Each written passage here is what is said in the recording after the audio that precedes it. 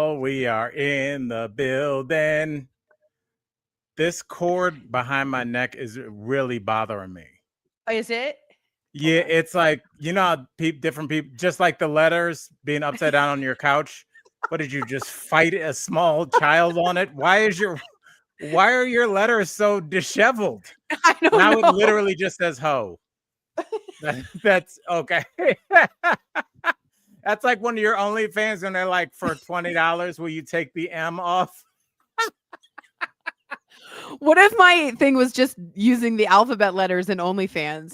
Yeah. Spell sex. Yeah, there's gotta be. It's weird that we keep talking about OnlyFans, but I think that there's gotta be something where there is my theory with that is that everybody is progressing from, prepubescence and then you go through puberty.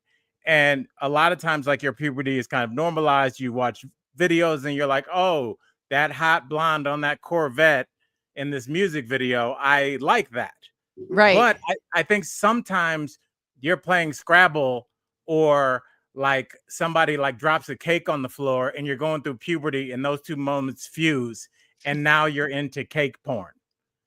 That's what I think. It's just like a weird thing where like you're just like, oh no. I kind of think you might be right. It's because it's so weird and so specific. I just think it's like just the moment that your body realizes that it's a sexual being at the same time of whatever's happening. And there's a Gap ad and the model has on acid wash jeans. You're like, now I can't function without those. And it's just like this thing you got to tell people about and you don't understand it. So shout out Kelly. She just got back from PT feeling good. I bet you, Tori, have you ever done physical therapy? Yeah, I fell down the stairs and I messed up my ankle. I definitely think it was broken, but I did PT for the ankle and it really helped. You never found out if it was broken? What's up, Lucy? Also, I want to say that Portland, I think Julia is living in Portland and I know there's a lot going on, like my city that had troops coming in and ICE agents everywhere. So I just wanted to give a shout out to Julia. We are feeling your pain and we're here with you. Yeah, it's just it kind of Emma, shows... you too. Emma, you too. Sorry, go ahead. Al. Yeah, first of all, Portland is an awesome city. I performed there a couple times, not as many as I would like. I was just in Seattle a couple weeks ago. Portland's one of my favorite cities, and honestly, I think it's such a you can frame anything that you want because of the internet. It makes people feel like they know what's going on. And then if you ask anybody with confidence, they'd be like, Portland, it's in shambles. LA, oh my God, it's on fire. And then you go there and you're like, what'd you do? We're Dave and Buster's. My dad's already blown up. You can paint anything to be anything if the people aren't there. Yeah, totally. Especially if there's been narrative like these cities, it's always on. It's just like it's probably not. It's probably if it was, you would know about it. Yeah, DC, like my family's enjoying going out. They're going to the Kennedy Center. They're going to museums, and they're like the troops there are picking up trash now, and they're bored and they're mulching. And we're spending $1 million a day, $1 million a day. So, by the way, I know Chicago's also getting some ICE agents, and Pritzker sent out salt trucks out to block them. And then he said, in Chicago, the salt always takes down ice. That is wonderful. And you know what I like? I like the creativity because, it's just way better than just like, I think these ICE agents, at least some of them, would like to run into streets filled with screaming protesters, throwing rocks and throwing things and Molotov cocktails. But instead, they're just getting cold shade, which is way better when somebody's just like set up a Looney Tunes like banana peel slip type defense for you. So totally. I just I will say this, what I was concerned about, and obviously it's still possible, but I have seen the narratives that other people were kind of thinking what I was, is that they're aware that they're trying to be baited. And as a as a group, they're not going to take the bait. They're there because they want a fight. But if you don't give them one, now you just have troops picking up Snickers wrappers in the park. Yeah, yeah, I know that's what they're doing for $1 million a day of taxpayers' money. Yes, it is. Yeah, we're the people that were like, I'm all about the budget, and we're really, you just don't hear. It's just like all these people that we heard from, the environmental people. Where are they now? The When it's EPA has been 140 in Arizona. they've been cut. The EPA has been cut, and quotas have been cut. And also, I wanted to say, I just watched One Battle After Another, which is the Leonardo DiCaprio, Sean Penn, Paul Thomas Anderson movie. It will win Best Picture, but a lot of this, Al, first of all, was really funny and also really just fantastic about the anxiety. But I wanted to say it has a lot of this. They even have someone go into the protest and pretend to be one of the protesters and throw a Molotov cocktail. You know how they have those instigators to like, Right. and they show that. So anyway, it's really interesting if you're interested in that stuff. Again, it was so funny, Al, and so good. I couldn't get over it. It was such a good film. We were texting about it last night because we are friends in real life, and I've never heard you rave about a movie like that. You were just like, yo, you need to see this right now. So yeah, I'm excited. Sure. But do you know what you just said, Tori? It brought out this memory. You know, like we did so many shows on DBL, they kind of all blend together, but like they're little moments you remember. And I remember like it was during the George Floyd protests, and there was like this masked guy that showed up. I don't know what city.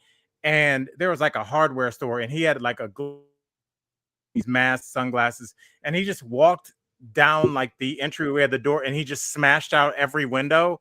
Yeah. And there was this black woman off camera, like, who is that? And then another woman off camera goes, he don't live here.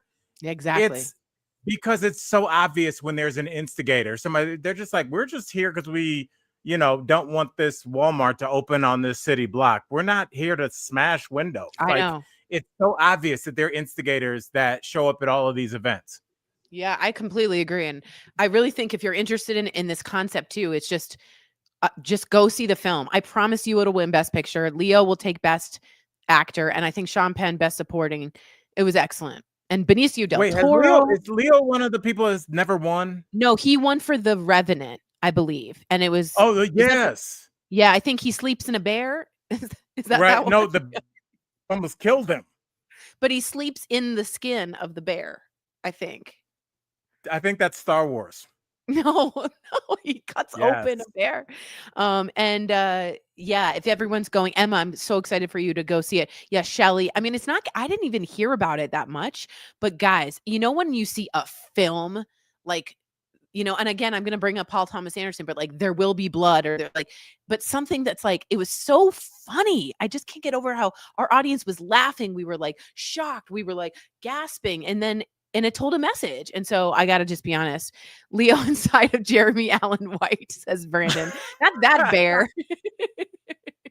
Yes. Oh, well, I mean, look, I am excited to see it. I can't wait. It seems like Michael Dean saw it as well. So, you know what, the last time I felt like that way about a movie, and I'm weirdly, stupidly protective of it, is Interstellar. You know, I think great movie. Yeah, I just think, you know, it's made for people that are probably on the spectrum. And I listened to like talks about how real it was. I've listened to physicists give speeches about how they went about like writing that movie because they consulted physicists. Oh, thank you, Simi. And we make your evening. You know what's weird, Tori? She meant to say Al makes my evening, but I think she spelled it wrong, and she wrote you guys. Thank you, Simi. So You're such a sweet pea. Thank you. But yeah, it's just like like when I left Interstellar, I felt like I had been through an experience, and like sometimes, and all our colleagues have had this, you feel like you watched a movie that was made just for you, and other people may watch it, but this movie was yours. For me.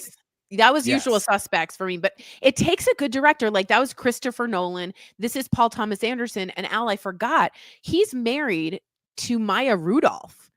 So there's a lot of like, and they have 4 kids. There's a lot of humor in that house. I mean, he did Boogie Nights and all that stuff that has very good humor. But this one in particular was like, just Leo was so funny. It was really good. It was really, really good. I mean, we are watching Leo because he's on the second half of his career now. He's Yeah, like still an attractive guy, but he's not going to always be the hot hunk leading guy. he's And not now hot he's in got to, this.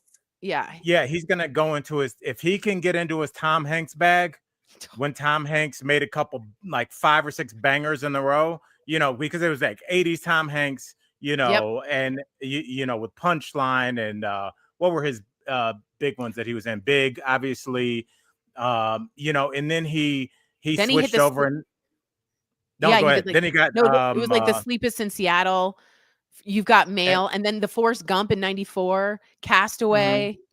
right, yeah. That's what Leo's got to get into is like, I'm that dude bag. And he Yeah. can seal it up. So I'm excited. All right, Tori, we got to get to the day's events because obviously there's been some things going on. So let's have a little chit chat, shall we?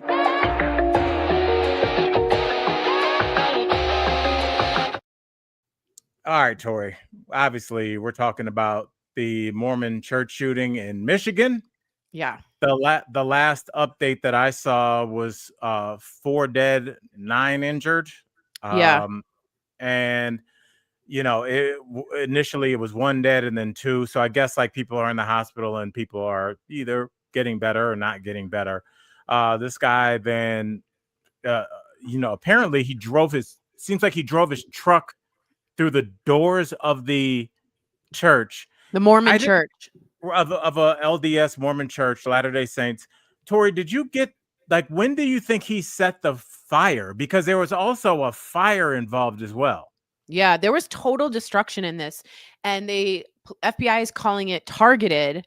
We know very little other than he was a Marine, and I believe the car that went through the church had American flags on it.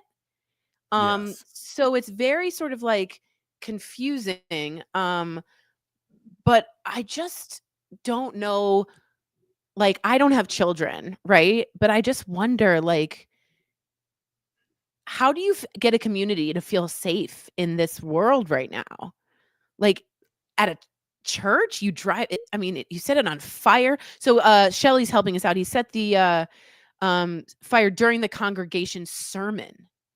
So everyone's in there for the sermon. Wow. And that tells you that it was premeditation, that he had probably Yeah. scouted this location. I mean, it reminds me sadly of the shooting that we saw in Minneapolis, that we don't, it's really, because this is now the second straight time that this has happened. Sometimes, well, now we're in this period where we have a shooting, church shooting, school shooting, and yes, that carries the story of the day, but now it's which one happens first. Because Right. remember, with the day Charlie Kirk was assassinated, there was a shooting here in Colorado at a school. Evergreen. That's right. Yes, but then that kind of went the way of the who was that? Jodie Foster that died the same day that Michael Jackson did? No, Jodie Foster is well alive. I thought she was. That's why I said who died the same day Michael Jackson did. Oh, She was someone a famous important. actress. You're absolutely right. Yes. Someone will tell us. It's not Jodie Foster. Oh, she's well alive. Spreading rumors, but it's kind of like there's that the issue now where like it's about which shooting makes the news first. So obviously the Charlie Kirk is going to take precedence over and Michael Dean. That was what I was going to mention, is that there was and Michael Dean, correct me if I'm wrong, another former service member. Yes, it was in North Carolina. Yes. Yeah. And so, but that's under the table because this one just hit the news first. And I guess we don't have the bandwidth to cover multiple. Farrah Fawcett. Thank you, Susan. So embarrassing. As it was coming out of my mouth, Susan, I was just like, this is wrong. It's like, I don't think Jodie Foster. I think I just watched her in an HBO series. She looked great. She's doing fantastic. Yes.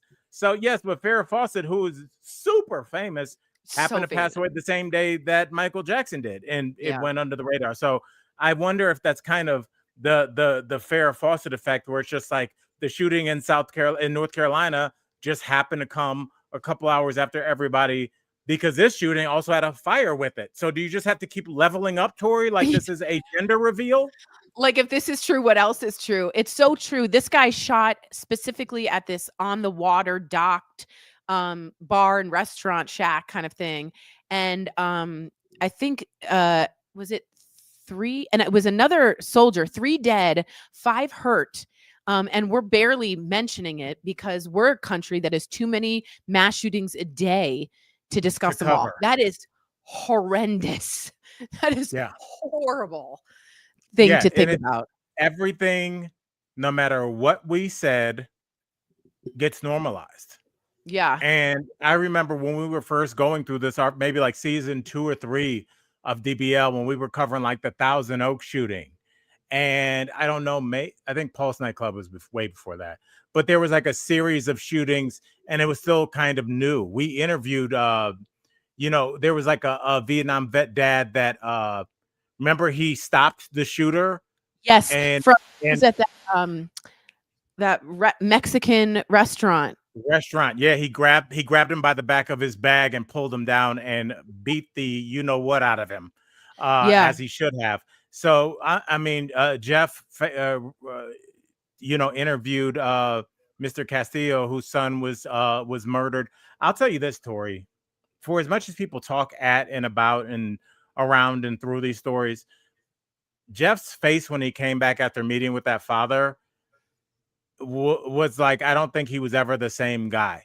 No. Because when you see that up close, when you realize that there's a parent that just got a phone call and they're deciding what to do with his room and deciding how they're going to move on in this world, we're starting to get that situation where there's so many people that are exposed to mass shootings that eventually it will touch you, and eventually what is to become of a country that is awash in guns. Because what we start doing, Tori, start trying to figure out motives, and we're trying to figure out motives from people that are crazy enough to think it's a good idea to drive through the doors of a church and shoot it up. So how do you start to, here's what I think this psychopath wanted? We don't know. Yeah, and I have to say too that I have always said this: the next people in Congress need to be the generation of school shooters, because only they, the David Hoggs, those type of people, will understand how imperative it is to help with the FBI, to boost up the FBI, to have a gun czar or school shooting czar or one of these mass shooting czars, one of these, to figure out some kind of assault weapons ban or something like that. But they're a new group of congressmen and women that have actually, as you said, been one-to-one affected by shooters. And there's a lot of those people need to get into Congress, in my opinion, in order to really change, because otherwise it doesn't affect you like until you're hiding under a table and your friend gets shot in the face. You know what I mean? Absolutely. And those people need to be in power to explain that thoughts and prayers didn't work at that point. They were at a church, they were already praying. So I don't think things will change until I call it the school shooting generation. I think that's awful, but I think it is. Well, Tori, and I see Julia and Sylvia agree with you. And Tori, I want to agree with you, but sadly, I don't. And this is why. I think the people that run for public office, for the most part, are sociopaths. They are people that crave power and crave money and crave nothing else. None of our colleagues crave power and crave money and want to crush their opponents. And we saw people, to highlight the example that you laid out, we saw people on January 6th, Republican Congress people, under desks, barricading doors. And when they first came out, they denounced violence, and we all need to, hey, I don't care if you're a Democrat, because they were all full of the adrenaline of self-preservation. I can't believe we lived through that. I thought we were going to die. This is crazy. What happened, colleagues? Day 3, day 10. What did they all start to do? I don't remember nothing. They seemed friendly to me. Trump told them nothing happened, and they were like, nothing happened, because there's something wrong with them. The reason that we can talk as a community quite easily, and even hash out our disagreements quite easily. I'm sure a lot of the colleagues are like, I don't know about that one, Al. I want you to feel like that. That would be weird if you agree with us about everything, but we can handle it amongst ourselves. But politicians, their job is to keep us fighting, and their job is to line their pockets. And they don't care how it happens. Even if we watch them on January 6th under a desk, they get up from that desk, dust themselves off, and say, I ain't see nothing, dog. And what are you going to do? Because Yeah. none of I do those think Republicans cop to it now. None of them. Yeah, but again, they weren't shot at. I agree with first of all, that was a great point.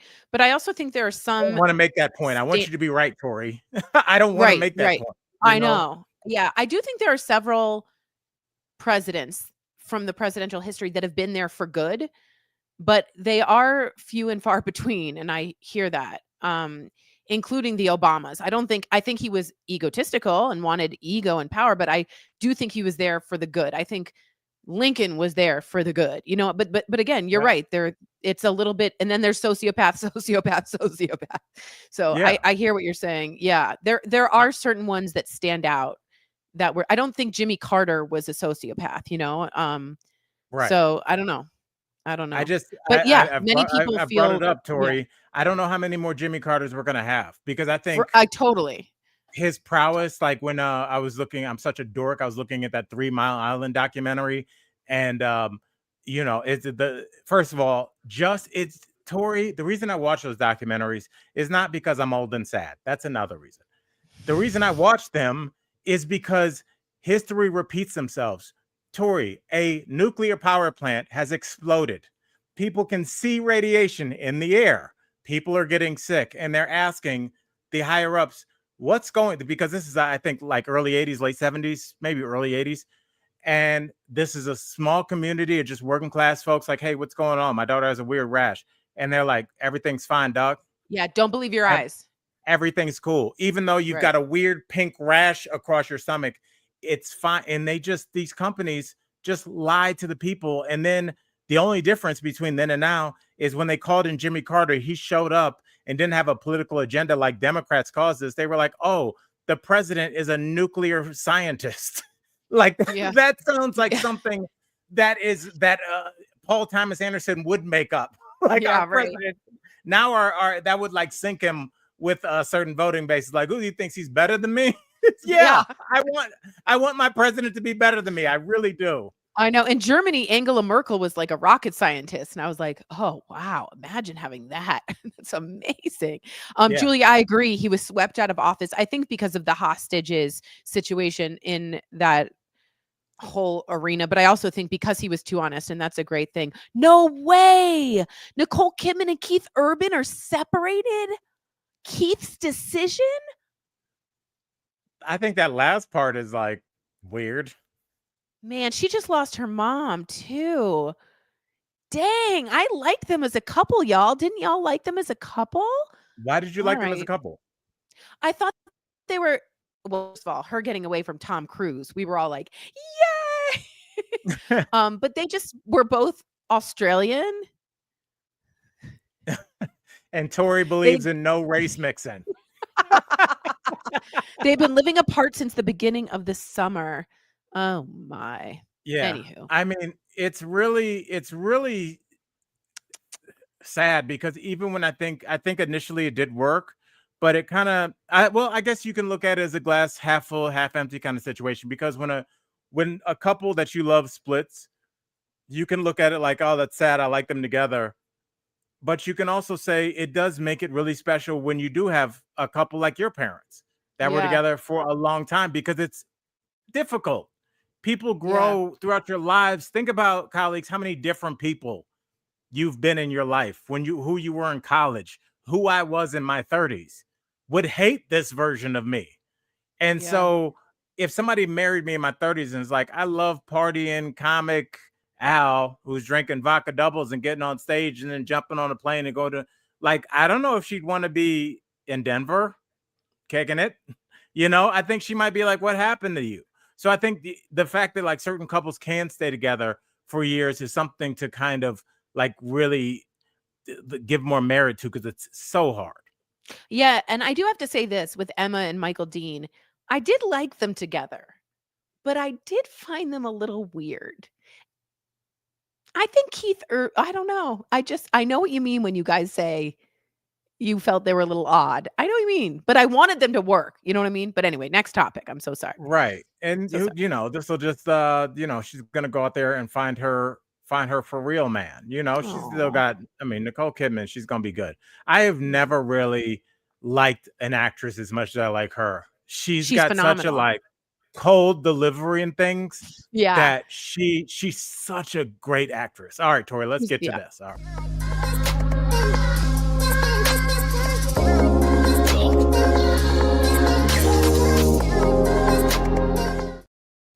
All right, Tori, we're going to get to keeping it moving. Now, I don't know if you have. Oh, first of all, shout out to Keep It Moving, sponsored by Spider Moving. Yes, they have held us down since day one, and we appreciate Vlad and them boys, both those Vlads.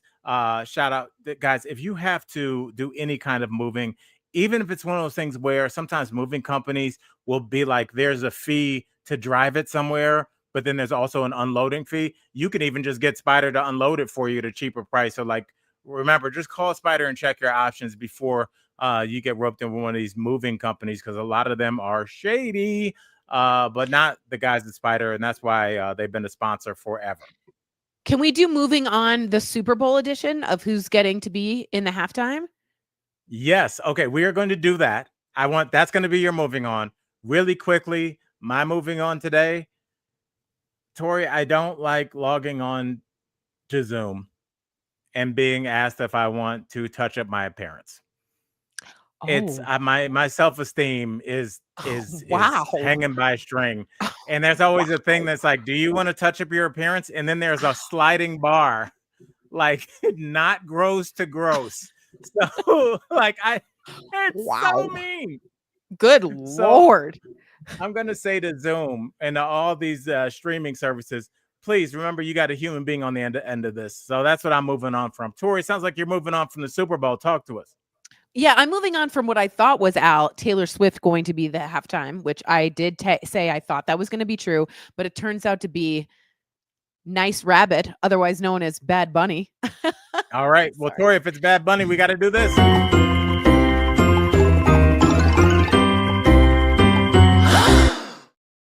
Tori, we're talking Bad Bunny. Talk to us. So yeah, he is getting the halftime special. I think it says a lot that a Spanish-speaking singer is taking over for an American pastime like this. Puerto Rican, I believe. I think it Yes. shows the whole what our population is, a melting pot. I also think it's interesting that Bad Bunny refused to do concerts, Al. I don't know if you know that.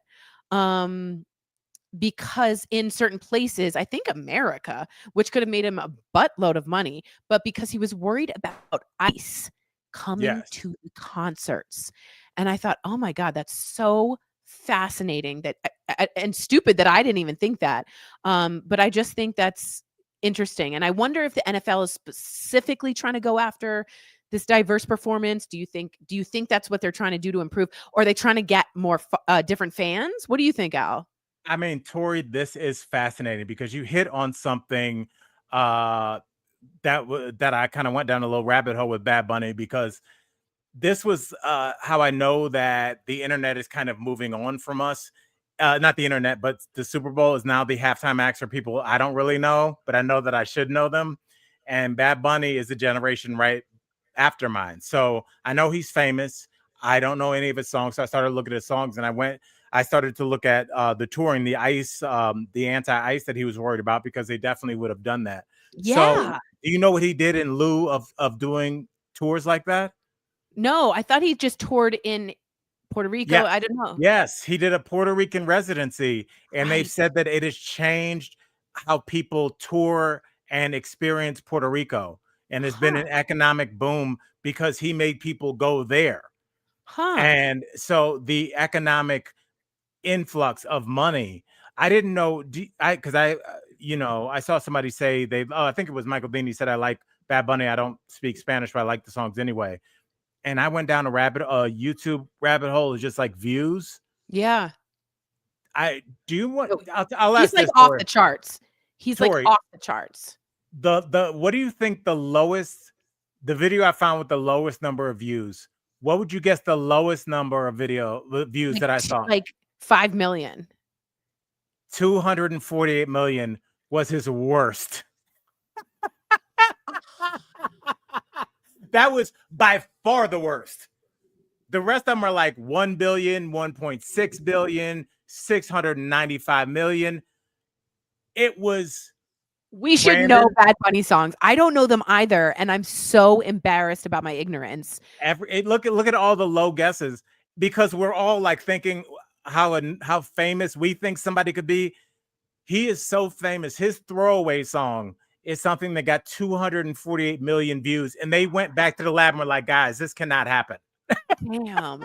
Now, yeah, Michael Dean, jeez Louise, that's insane, Al. Also, Michael Dean's right. He's also a really great actor. I expect him to be in a lot more films. And I think he could be up for one of those EGOTs because he's going to get the Grammys. I hope he goes and does movies, maybe theater. But he's got a lot of talent. You know, when you see someone, you're like, that guy, Yeah. that guy. You know what I mean?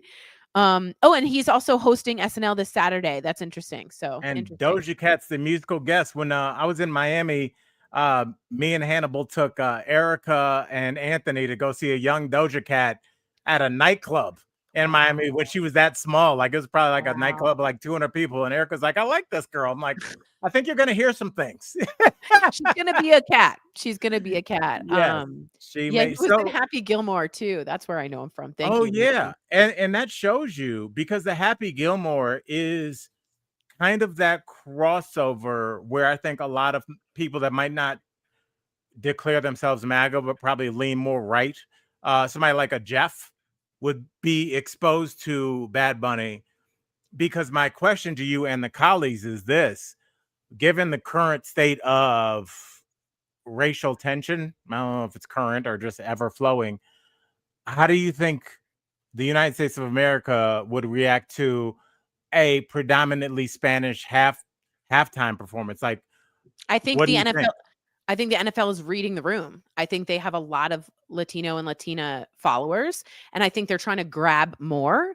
And this was a specific move in that route, but it shows you just so y'all know, this country's going brown. I mean, we are not going to be majority white anymore. It's going to be a majority of. Normally, people whisper this in a break room with the door shut. Oh, true. We could be Yes. a brown country, and I think that's fantastic.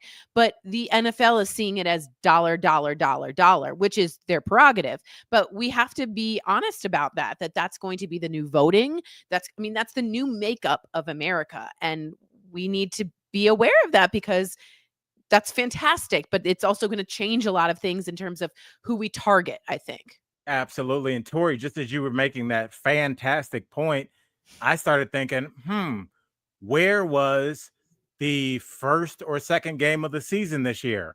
Oh, I think it was in Brazil. Yeah. And I think that stadium, it's a soccer stadium. It holds 85,000, 90 people. And it was packed with, I think it was the Chiefs and somebody. But it was packed. Yeah. And so they're like, well, how can we expand this game? Obviously, we're America's game, but we want it to be everybody's game, just like the sport of soccer. And it's like, well, we need to start branching out. Who's a good artist to signal to the world, yo, we got your Eagles over here and we got Bad Bunny. How you like them apples? Totally. So I think you were on to something, girl. Yeah. And I also know, I think Julia's right. I know the halftime is now held by Jay-Z and Rock Nation, I believe. And I wonder if he has the majority vote of who gets to perform. And if so, he's thinking ahead and being extremely smart, or so is the NFL. But yeah, I mean, those businesses are going to be late if you're not thinking that way. Oh yeah. Absolutely. And Jennifer Lopez, Shakira too. Oh man. Thank you, Amy. Shakira, she can move her body in ways.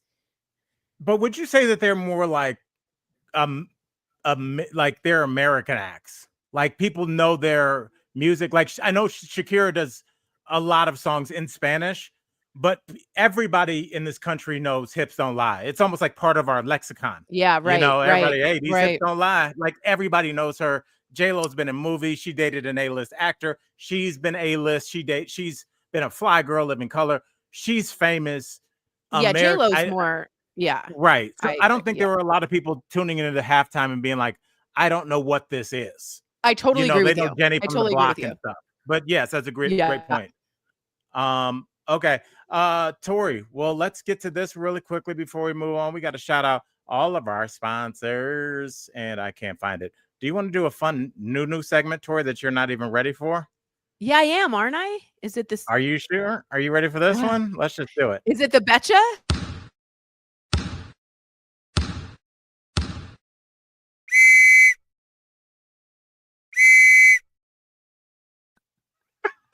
I love that so much. Tori, this is our first where you're gonna, and first of all, we're not talking hoops, we're talking football, because I know that's your sport of choice. Tori, we've got 2 Monday Night Football games tonight. Do you know who's playing? No. Okay, that's not good.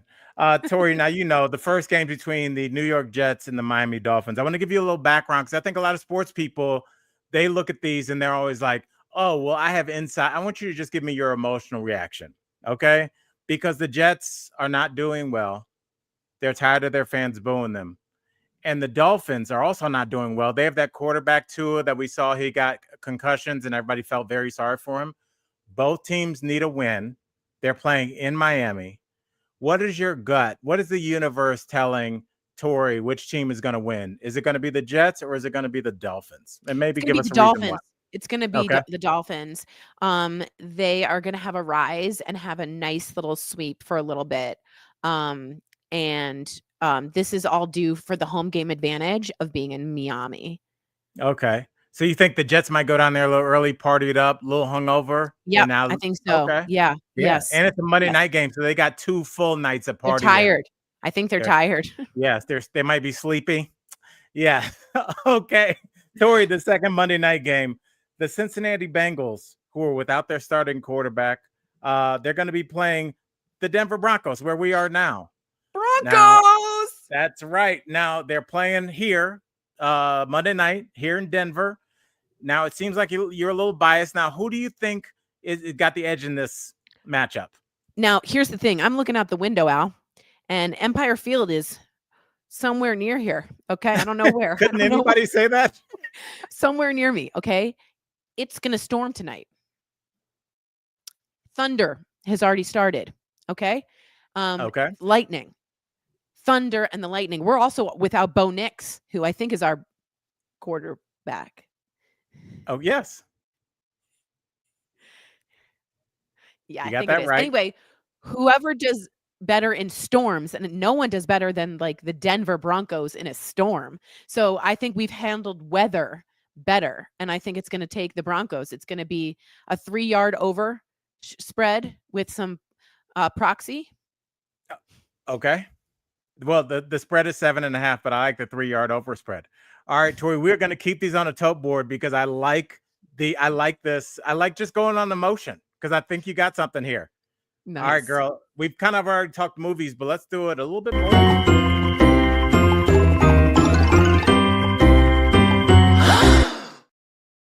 Tori, we're talking Spaceballs. You know we are. Were you a fan of the first Spaceballs? Because Spaceballs 2 is in production. So talk to me, girl. What are your thoughts? Spaceballs is one of the funniest movies ever that ever occurred, ever. You can't find a better. It's one of my favorite Mel Brooks. But the best part about this is Mr. Rick Moranis is coming out of a retirement to be in the sequel. You're such a big fan. I can't wait. You're such a big fan. You froze. Yeah, I really can't. I know. I'm sorry. I feel like you're freezing, but they're saying I froze, so I apologize if I'm freezing. But I mean, nothing is better than Mel Brooks' humor. Spaceballs was so subtle that you can go back and find jokes that you didn't even pick up on. Joan Rivers, Bill John Candy, Pullman, John Candy, Mel Brooks, Rick Moranis. Remember when they have the part with the video and he's like, "No, go past this part. No, never play this part again." Yes. Okay, wait, we are hearing that Bo Nix might be playing, so I'm sorry I gave some bad info, but again, I stick with the Broncos. Okay, go ahead. All right. Well, no, I think that's good. And I think, I think society kind of dictates the kind of films that are made. Uh, and I think the more ratcheted up society gets in terms of like consequences of actions, what we're seeing in every day, I think the movies get more and more ridiculous. Naked And Gun 2, or 3, whatever. You're totally right. yes. And so I think this is going to be a healthy, I think everything is pressure and there needs to be a release valve. And I think that's where stand up comes in. I think that's where just ridiculous comedies come in. Is that them writing or that's the original cast of Spaceballs? Wow. Oh, This is that's the the table table read. read. Tori, Wow. I have you can't ever wait done for a this. table read for anything? Yeah, it's really cool. I love a table read. Okay. Does that mean that you've already been cast or they're checking the It chemistry? can be both, but I was already cast in it, but it can be both where you're just filling in and you're getting to see, do you see Mel Brooks on the laptop? Oh, he's coming in from the laptop. Look at that. And the fact that he's still writing and making movies is amazing to me. That's how a lot of people stay young while they're aging. The blue zones out. They say that they have purpose well into their 80s and their 90s. And America doesn't do that as well. And Mel Brooks certainly has just been so prolific and so exciting. Okay, now it's pouring rain. Is it really? All right. Yeah. So, yeah. So So interesting. The so Broncos you're are going to still win. going with the Broncos? Yeah. Do they cancel football games for bad rain? They absolutely do not. They would not do that. You're gonna tell a 380-pound man it's drizzling. And he's like, But there's thank you for thunder telling and me. lightning. They will postpone and delay games for lightning. Yeah, okay, I take Okay, that it is back. thunder and lightning here because I'm Yes. somewhere near the stadium. Yes, lightning is a big deal. As Okay. somebody that went to a lot of Rockies games, obviously my girlfriend works for them. Yeah. Lightning is like the kind of thing that they don't mess around with to the point where it'll delay a game an hour, hour and a Oh, half. wow. Okay. They have to make sure it's totally clear because I think the That's so insurance, dangerous. yeah, the insurance if like something was to happen and like it hit a section of people, can you Oh, and then it imagine? just yeah, Right. there's a lot of So electricity there. Yeah, that's a good call. yeah, snow, Okay, rain, they don't lightning. care, but lightning is a big deal.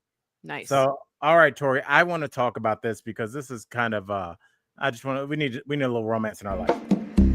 To be near you feels like heaven in the afternoon.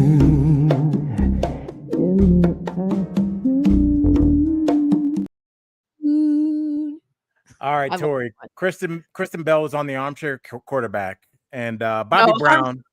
armchair podcast. That's what I called it. Armchair quarterback podcast. No. Yes. Okay. Oh, She was God. on something that involved an armchair and a podcast, and she said that she wished she had done a little bit more butterflying around, kicking it, having a little bit more sexual contact with randos. So, Tori, how many people do you think a lot of people that kind of did the kind of traditional dating where like they've dated 3 or 4 or 5 people, maybe had 5 partners in their life? Do you think people have regrets like, man, I wish I had just kind of seen what was out there more? Or do you think they're like, I'm glad I'm not in the dating swipe left culture?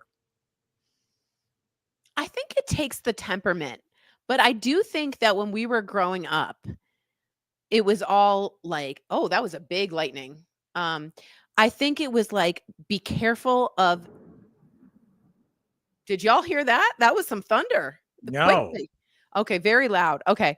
I think Oh, I that just heard some. did you? I wonder if that's the delayed reaction of just like the sound reaching like different. I am such a science nerd and sound waves. Anyway, go ahead. That's so That's weird. so interesting.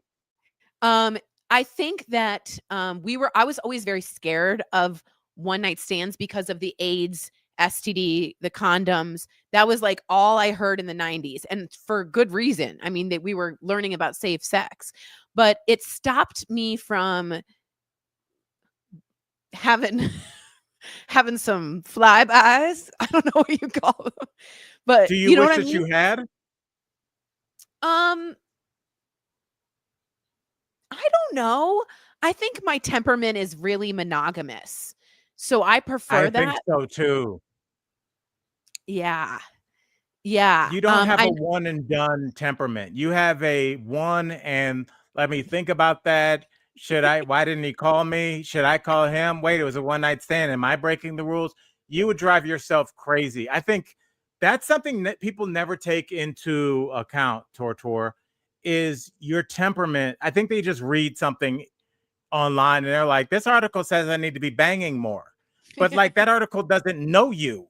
That exactly. article It's your doesn't know temperament. like Right. yes, and some people, sex is like a fun, kind of freeing escapade enterprise, and then they go on and have dinner and kind of don't think about it. And other people stay in that moment and they're like, this person had sex with me and never made sure I got home safe. Right. So I would be it's a that person. yes. I think that could be a good book for you. Is like, what is your temperament? Take this quiz and then see if you're free to bang. Yes. I am not. I am not. Yeah, Oh there's god, a my are you poster's okay? falling from the wind. I think this is gonna be a called off game, Al. I don't think that's gonna happen, Tori. They don't call games for wind. And what we're in Denver. What do you think? There will be 4 games in the season. But Oh my it's snowing word. again here in January. We're gonna cancel Got another it. game. Broncos had Yeah, another so 2-1 season. are you glad with your history? I had no, I've thought about that a lot. I think having being more on the promiscuous side for a certain amount of years, there is especially once you stop drinking, you have some time to think, about not only the risky behavior, but also just like what was that about? You know, Yeah. there's a reason for everything. And I think there's like a thing where having not one set sexual partner, but like maybe playing the field a little bit. That's normal. That's fine. But there's times where anything can be excessive. And I think Yeah. that that's usually, you trying to fill a hole, no pun intended, that's inside of you. Um, and just, self-esteem issues I think are in there. Uh, and the the need to feel worthy, of somebody's affection. I think there's a lot of things that I've examined, clearly not fully, but I just was like, it's nothing I'm not embarrassed about it, but I'm not proud of it, you know. Yeah. I'm it's not a thing like, oh, you want to talk about chicks, bro. I don't that I my the friends of mine that didn't do that, I look at them with a lot more, I won't say respect because that means I'm not I just I think that that's probably a healthier way to go. It tells me more about your mental health. Yeah. That even when you're single, you're not tied down to one person. It doesn't mean that it's a GD free for all every Yeah, I was night. gonna say free for all. Yeah, it's like there's a line between everything, and I think when it crosses the line either way, it just is kind of problematic. Yeah, yeah. I do agree with everyone, and like I said, the STDs and the AIDS in the 90s was the AIDS quilt, the prevalence of that just made sex very scary in a way and was like just really different than I think past You, generations. you So, know what's really really interesting to talk to hear you say that is, again, I don't think that we do a good job when we go back and we do these documentaries about like we're going to look at the 90s, or I would love to see a well done documentary that looked at like one or two things and how that have impacted everything. I feel like we still don't have the documentary about how cocaine impacted this country. mhm. We show it on boogie nights and it looks cool. Wall Street, some guy doing blow in the back. All right, come out and make $1 million and it looks cool. You think about when you watch like Narcos, there are 18 wheelers filled with kilos of cocaine going into our country and coming back empty the same day and Yeah. reload. think about all that landing into a country and like what the impact was.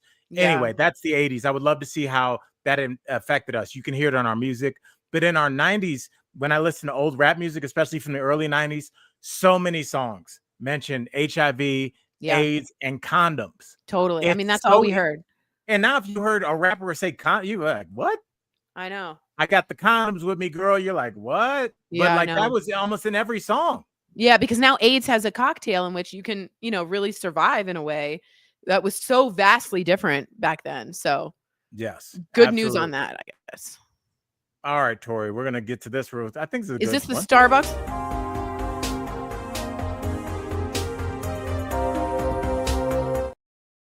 Tori, we're talking Ryder Cup, and I don't think this is travel because I think it was in the United States. But yes, our fans, according to Rory McIlroy, were acting an ass. Yes, and by the way, one of the hosts of the Ryder Cup actually stepped down because she was leading chants with "F-U Rory." I think that was and they threw a beer. Yeah, that was the other thing I would say, Michael Dean. They threw a beer at Rory McIlroy's wife, which is like, what are we doing here? So Americans have become loud, bossy, mean, arrogant, cursing. It comes from, guess who was there? The president. Right. Guess what trickles down? If you have a person with manners and standards, that's going to trickle down into the society of Americans. And if you have someone that likes to use hyperbolic, mean, curse words, violence, you're going to see that. And he was there and you see it spreading. Now, I'm not saying that's directly because of it, but that movement, man, you see it. And you mean, even an Irishman is saying we were rude. That's not a great call. That's not good. Right. And I think with the Ryder Cup, I am a low level golf fan, but I know the Ryder Cup is a lot more. The teams take jabs at each other. It's a fairly aggressive game of golf. Yeah, but I don't think that decorum is ever seeped into the audience the way that we saw it. And you know what it reminded me of, Tori, was the first Happy Gilmore. I thought of Happy Gilmore too. I was like, this is going to be like Happy Gilmore. Everyone was just drinking and drinking and drinking. Yeah, it's yes, and I know Julia, everybody's saying it was in New York. I knew it as I pushed it, but I was like, I like that. Yeah, so yes, it was in New York. And Rory said, because it's going back to Europe, the next one that's played, that the European fans are going to show the Americans how it should be done, which again is a little bit of shade. I know that they sent a social media post that kind of taunted Trump, but it seems like it went a little bit overboard. And Sylvia's saying it was embarrassing. Yeah, it was. It wasn't a good look. It wasn't a good look. And I think that golf itself is just a little bit the standard, like tennis. You're not going to be like, F you, like Coco Golf. Like, it's just like, it's not like that. There's just there's a presence that you should have. And it was not Coco Golf. That just sounds weird, doesn't it? It does. Yeah. I mean, it's just not what you do in golf. I mean, I know that it's like fun to poke jabs, but this was kind of just like, we're the drunk Americans who can't handle our stuff. You know what I mean? That's what it came off like. Not a good look. All right, Tori, let's get into this because you mentioned it.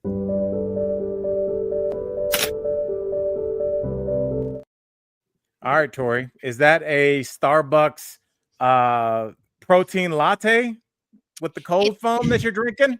It isn't, but ladies and gentlemen, Starbucks has now introduced protein drinks to a lot of their cold drinks. So you can get a cold foam with protein in it. And I got to be honest with you guys. I am not eating well because I'm under a lot of stress and anxiety. And I know that does a lot to your digestion and it's not great for me. So I am eating like protein bars that are like 20 grams of protein, or like Chobani just came out with 20 grams of protein, or Fairlife. Protein is now the new chai latte. Everybody wants more protein. And so I wondered if the people in the audience right now, the colleagues, could just write us, if you're interested, would you get this? So say yay or nay. I'm going to try it. I'm going to try it because this could be a good beverage for me to keep my protein up when I'm not intaking a lot. What do you think, Al? I think people are gonna do it. I think Yeah, it's a weird union because you do see people in a lot of yoga outfits, people that have clearly just worked out, and then they go get coffee right after. totally. Julia said they must be pushing it because Yeah. Julia's saying that she if they asked if they wanted protein, and Julia does not. But when I talked to Lauren Mack, she was like, "I'm with it." Yeah, I like it. I need So it. I need protein and to I need to get it in every form because it's hard to get. I get mine at Dutch Bros, says Lucy. Double nay, says ELC. Sylvia says nay. Shelly says nay. Okay, a lot of nays coming out. I Okay. think that's kind of like what I don't think when Starbucks started this, they were just like, you know what? Everybody's going to want this. I wouldn't want this. We saw some double nays in there, but I think that they're going after that targeted person leaving Pilates, yoga mat Totally over agree their with you. back, and they're walking to get their exercise. They're walking back to their apartment. Do you want some extra protein after this workout? I sure do. It makes It's a you good feel call. better, and it goes along with the drink you were going to order anyway. So I think Yeah, that's who they're going with. true. And also, they're I think closing 900 locations, spending $1 billion in restocking. There's gonna be massive job losses. And so I wonder if this is fine-tuning their audience, Al, into have a health nut those are the people that are spending the more money that are doing that. I wonder if that's what they're doing because 'cause they're not doing great and they're downsizing, you know what I mean? Well, Just yes. me, did she say, "I've never been to Starbucks"? I'm so jealous. I'm so amazed by you, Just Me. Bravo. They How did mu ruin the local coffee shop market. You're absolutely right. So the new protein cold will be including a new banana flavor. Okay, triple thousand times nay. I Vanilla, wouldn't drink that. never. Sugar-free vanilla, I do. Chocolate, matcha, salted caramel, and brown sugar, as well as plain. I think you're gonna get a lot of people doing this. I really do. So I agree with you. And can I ask you guys something? You know those people wearing the matching yoga. Top and bottom Ugh, athleisure. do I need to get into the matching? I don't. I have an old t-shirt from Miley's bat mitzvah. You know what I mean? Like, do I need to get into that? I Ugh, don't think so so. I expensive. think It's so I expensive. think it's kind of like it is there's gym culture. Michael Dean he's a person that is like routine at the gym. I'm sure he knows what he's going to wear. I'm sure he's got his pre-protein shake, his I'm Oh, currently doing a curl protein shake, and I've put the weight down protein shake. He is a gym person. And I think those people have matching outfits. I think other people I like you, think you're Tori, right. are like, I need to go to the gym for my mental health. I'm on the Right. TV. I want to, maintain. And I think so there's like different levels to it. Yeah, So I okay. think when you start coming with when you have a matching outfit, I'm like, oh, Tori's in a different place in her life. I Yeah. know. Because then you start hanging out. You ever like have a friend and they get into gym culture and then they're Yeah. like, come meet me. I'm with my friend Jim and Casey. And you meet them and they're like, oh, you guys are gym friends. Yeah, you You guys know, became your lifting yeah. buddies. Yeah. And they're like, who's your skinny friend? It's like, damn it, Jim. All right, Damn Tori, it. I want to get to this Okay. really quickly. All right. I love this story. To be new feels like heaven in the afternoon.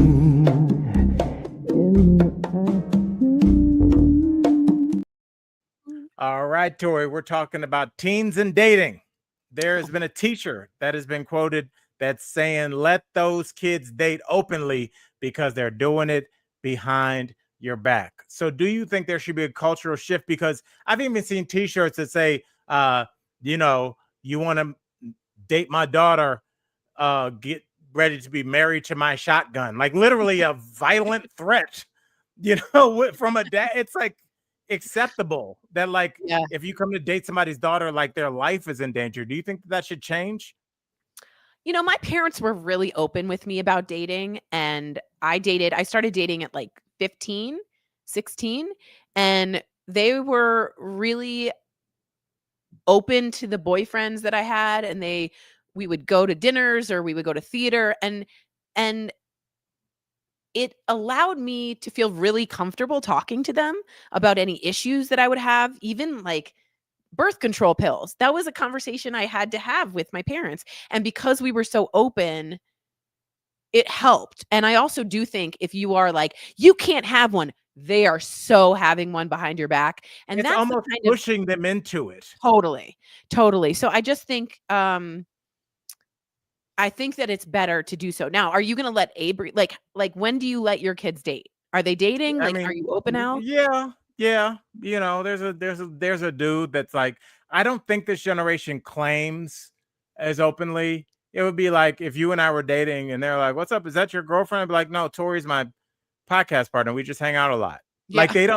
they really fight the label. The labels are different. I But agree. there's been a dude that's been at everything, you Yeah. know? Yeah. And so I think it's like you said, I saw firsthand Yeah. parents that, I mean, there's a figure of speech, the preacher's daughter. Yeah. And that figure of speech comes from the most the most repressive place, a preacher telling you can't do that, you can't do that. Well, clearly being his daughter, you're being repressed more than anybody because you're under his roof. And the result of that is a wild child. Yeah, That's what that totally. figure of speech means. So maybe if there's a cool ass preacher's daughter that's like, hey, make sure it's respectful, have him come in here, make sure that he can carry on a conversation. He knows how to treat my daughter. I think your kid will be like, once you're, if you're not sneaking around, if somebody does something untoward to you, what now you might be more inclined to not share that with your parents Exactly. because you weren't Exactly. supposed to be doing it anyway. Totally. Like I had so much open communication that I was like, "Hey, I really need to talk about birth control or I'm getting dumped and I need your help." And like I just think that is another obstacle if you're not discussing it. So at like 15, 16, you got to start thinking the puberty's there, they're going through it, maybe be an open channel. And I do want to say too that I forgot what I was going to say, but it was really good. So I apologize. Yes, well, Oh, we're I gonna know what it was. The Catholic schoolgirls also have this feeling of like they're really naughty because they have to be so repressed. So right. And I mean, I yeah. think that's it's something I never got, but I mean, there was like a Catholic schoolgirl look with the Catholic schoolgirl skirt, and then who had that look during the video? Was it Brittany or Oh, it was Brit. Hit me, baby, one more time. yes, she didn't pick that outfit out from just a random group of outfits. She picked that specific one because honestly, she knows culturally it's considered repressive, but also like that's the genesis of a lot of sexuality. Almost like we're ending this podcast like we started it. Like the idea of repression leads to an over, correction and people going Yep. all in. So I Yeah. think that you got something. And look, I love how progressive our colleagues are. Everybody's like, let these kids date because we Yeah. did it. It's weird how we were like, we want our independent from our parents and our grandparents, and then we get older and we're like, you guys are in the house until 25. Totally. So, all right, Totally. Tori, do you have a fun fact for us? Hold on. Do you have one? I do. All right, hold on.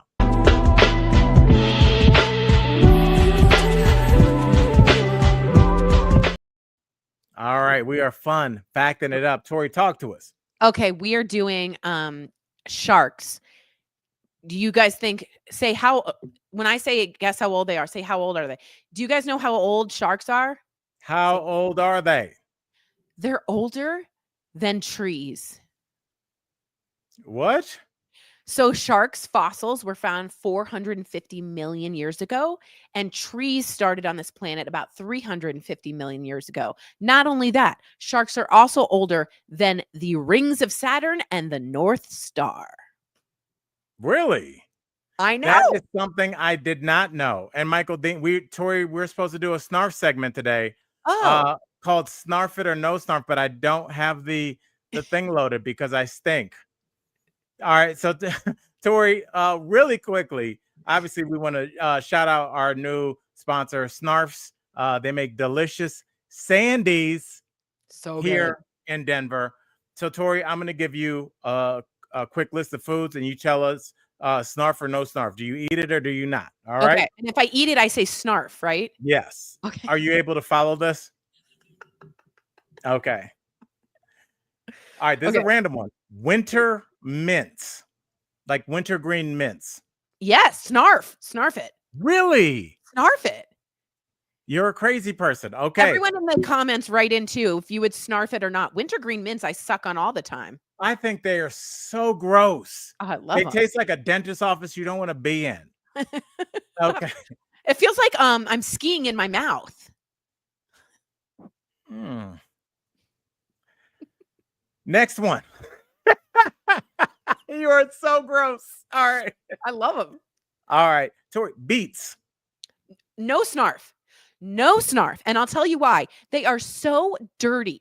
And my friend had the beets at Whole Foods and she got violently, my roommate in college, she got violently sick and I will never eat a beet again. No, I know they're good for you, but I don't like the taste. And I think they're very hard to clean. I think beets taste like dirt. I agree with Brandon. No snarf. Really? Okay. You? Absolutely not. Just they look like blood.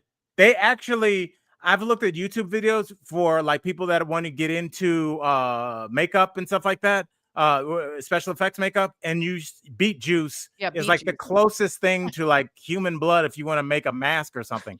It is disgusting. Horrible. All right. Are you ready for this one, Tori? I'm very curious about your answer. Okay. Fruitcake. I think I know snarf. What is a fruitcake? I assume a cake with fruit? Well, they're kind of old school. Okay, so that kind of like jelly mold thing? Yeah, yes. Okay, I'm a no snarf on the fruitcake at all. I really don't like it. A no snarf on the fruitcake. Okay. Yeah. What about you? Absolutely not. No. Okay.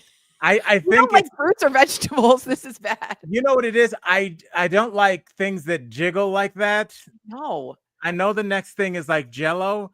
And Jello, I think, got grandfathered in because I was a kid. But I would never be like, you know what? Tonight we're doing Jello. My godmother, yeah, she won't eat Jello because it wiggles.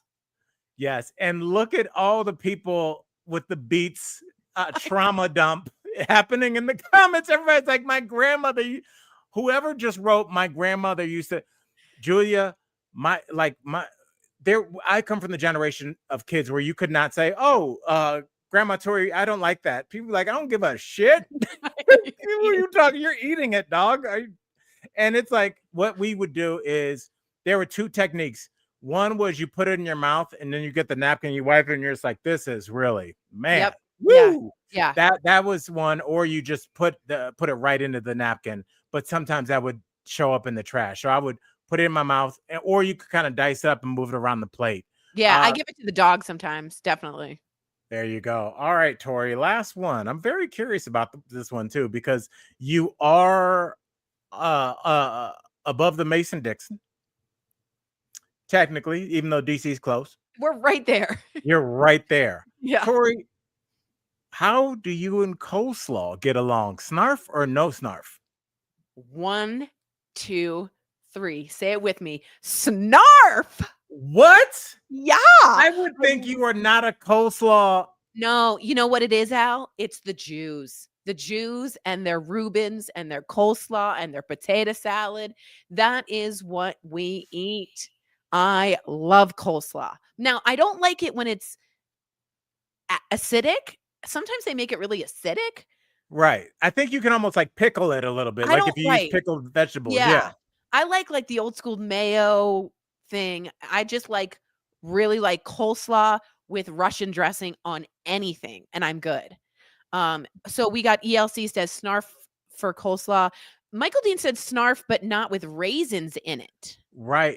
A lot of people are saying no raisins. I didn't know. Okay. Well, I'll just get a snarf out of the way real quickly. Raisins, no snarf. I've never heard anybody say this would be better with raisins in it. Taco meat. In raisins? Are you out of your mind? It's a Judy special. It is delicious on tacos. I know you guys don't like it when I talk about this, but if you haven't tried it yet, you saute it. There's a sweetness to it mixed with the crunch mix. It's really good, you guys. I really like raisins in my tacos. Okay. There are just so many euphemisms you've made on this show today. What was mouth skiing? Raisins in my tacos. We are a brown country. Let's just admit it. I just heard it. I'm sorry. Oh God. Oh, Girl, it God. was okay. Pineapple pizza, that was coming next week. So save your answer. 'Cause I Okay. have some thoughts on that. Yes, no raisins ever. I've On a never. sandwich, though, coleslaw is just terrific. But if you're gonna do coleslaw, why don't you level up, Tor, and get some sauerkraut? Oh, that's a It different whole makes a thing. Reuben No, I mean, I guess you're right. I prefer coleslaw. over I don't like sauerkraut. Yeah, I don't like the, like, little strings. Okay, stop doing your hand like that. Oh, man. Oh, my Okay. I know, Christina goes, "Every single one of my Mexican ancestors just rolled in their graves." I'm so sorry. It really is it sounds crazy, I know, and it does sound sacrilegious, I know, but it's really yummy, guys, with the sour cream and the salsa and the raisins and the meat and it's so good. The onions, it's just a different flavor. Anyway. All right. And on that rant, I love talking food with you because it invokes so much passion. I know. On behalf of Michael Dean, I've been Al Jackson, Tory Shulman. We'll see you Wednesday, colleagues.